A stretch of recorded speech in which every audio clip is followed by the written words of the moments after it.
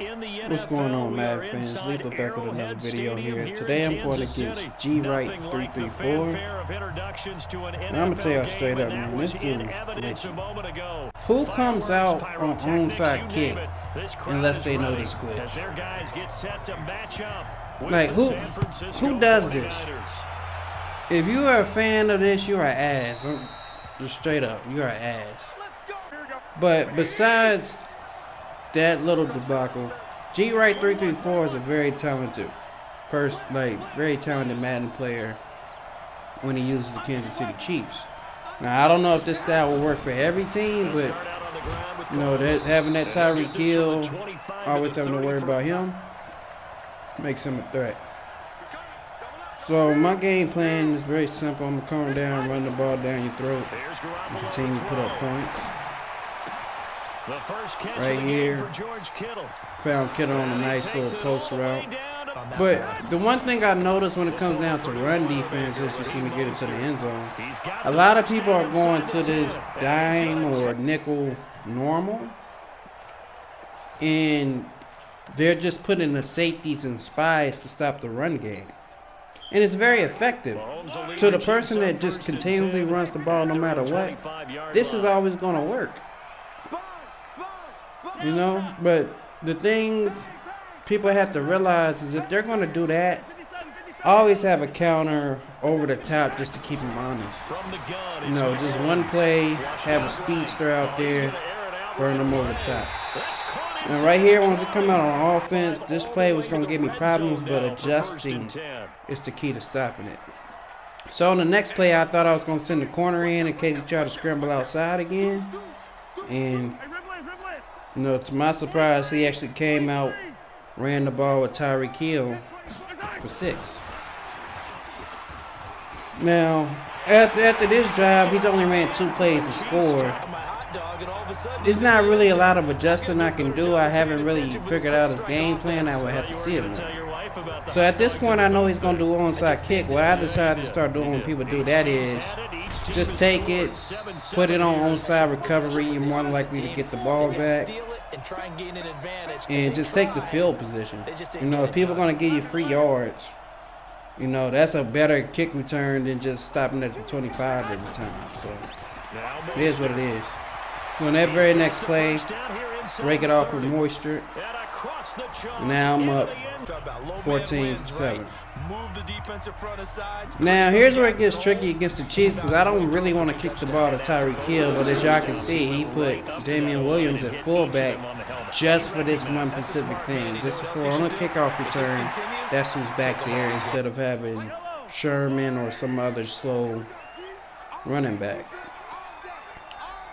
And since it was very hard for me to catch on what he was trying to do passing the ball, we found some run lanes, and his run stick wasn't the best, but because of great blocking, it worked out phenomenally for him.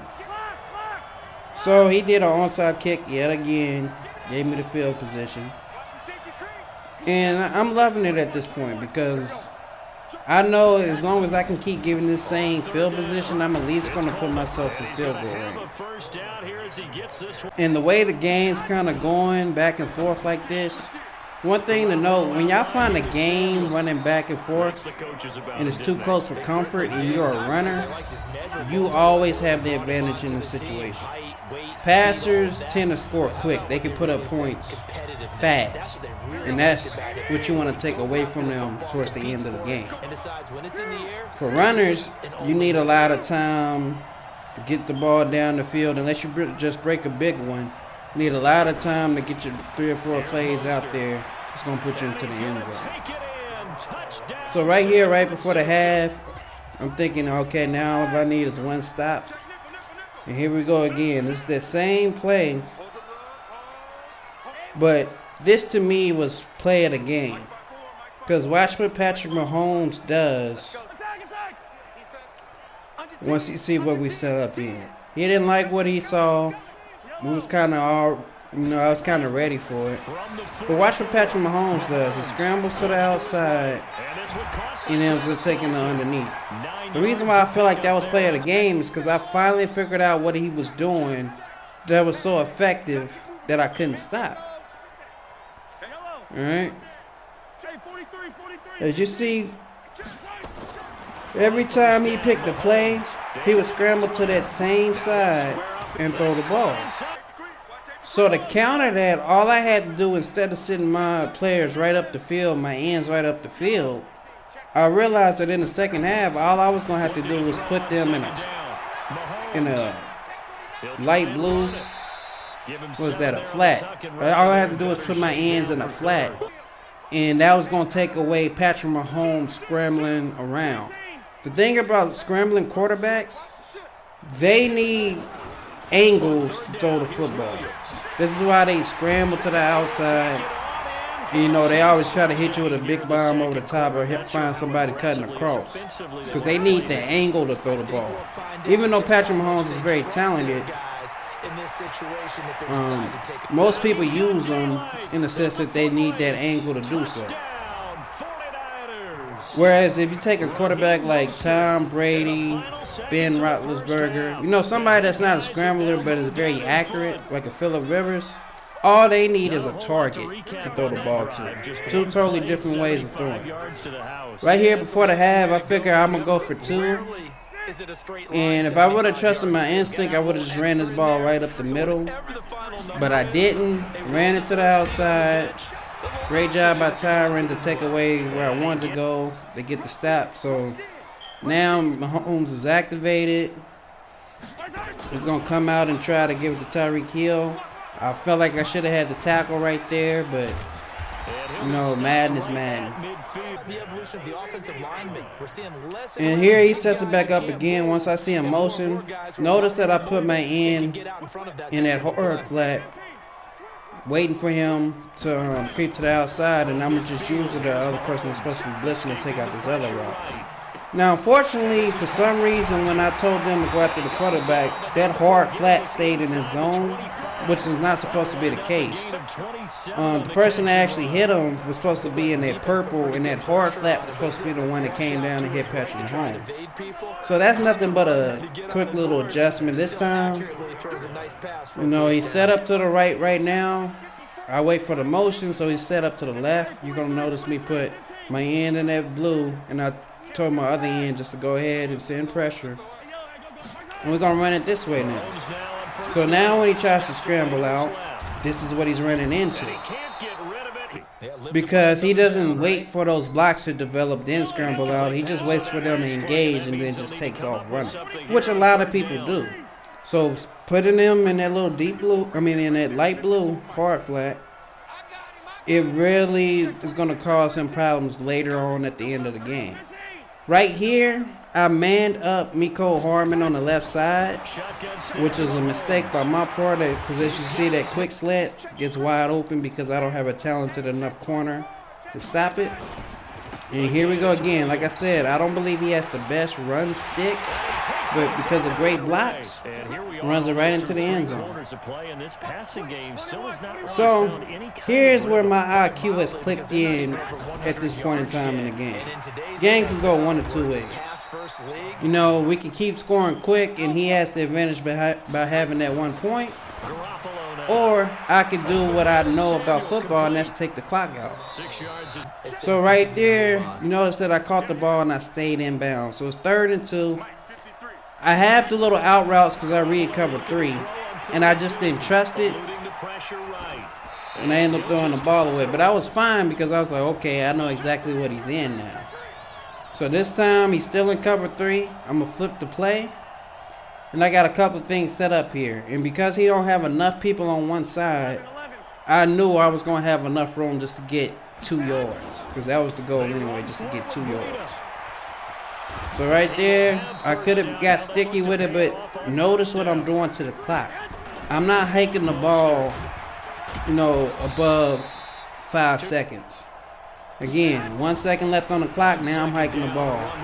I could have ran to the outside right there, but I'm continually just trying to take more and more time off the clock. No matter what play he's in, I'm getting where I want to get to. You know, I possibly could have got sticky again and scored, but again, I just want to keep taking this time. Now we're at the 2-minute warning, so that timeout is gone. And I just want to do enough to make sure I don't get into necessarily the goal line. So right here, I go down and make sure I still have enough room to pick up a first down. As you can see now, I'm just taking my time. There goes his first time out. Again, I'm going to go ahead and run the ball. And instead of scoring that touchdown, I'm going to just take it at the 1. So now when I need a ball, there goes next time out. Now I need it again, and I noticed he did not want to use his timeout. So here's where IQ comes into play. Why would I bail him out by picking a play too early and going ahead and taking my field goal, leaving him a lot of time on the clock? You know, it's 3rd and 3. I still have a free play because he don't want to use that timeout. So I take all the time, push it down to 23 seconds. And most people in this situation, they will go ahead and kick the field goal. But it's 3rd down. Why kick the field goal when you can take more time off the clock? Because if I come out here to kick the field goal, he's just going to use his timeout, ice me, you know, or do whatever he has to do. So instead, I'm going to come out here and run the football. Now, if I can score, I'm going to take it. And to be honest, he probably would have rather stopped me than for me to go ahead and score the way I did, because now it puts more pressure on him to get into the end zone instead of just happening to be in field goal range. So we're coming towards the end of the game right here. Of course, I'm going to go for 2 to try to make the 7-point ball game. And I laugh for these situations. This is cover 4 drop, show 2 defense. I already see it. He stopped me last time, but since I knew what defense he was in, you know, this was going to be an easy 2-point conversion.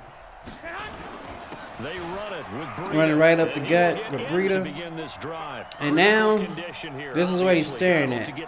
Now, he comes out in a different formation, so I'm going to back myself all the way up, and I went to cover 2 sink. This way, if things do break down, I will have that one free person on the outside. So Hill's going to come across, and no matter what, I'm guarding Hill. If he throws it to Miko and beat me, whatever. Great job right there by Barrett to put pressure on Mahomes, and that's what I'm going to stay in for the rest of the game for the dub. I hope you guys enjoyed the video.